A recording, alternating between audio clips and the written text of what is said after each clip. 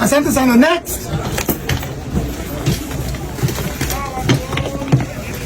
Wale boss.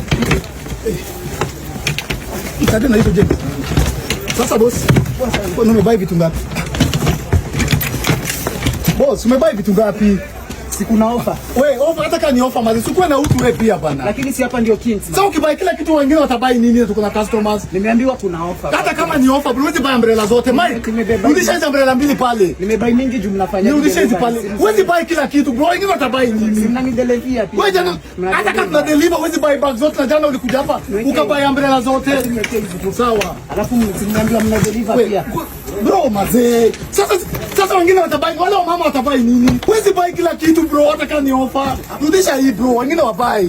Rudisha hii wengine wabuy. Acha niongeze zingine. Wewe bro. Jemo asibuy kitu kingine tena hapo. Hizo umbrella alimaliza jana. Wana anafungua duka huko mtaa.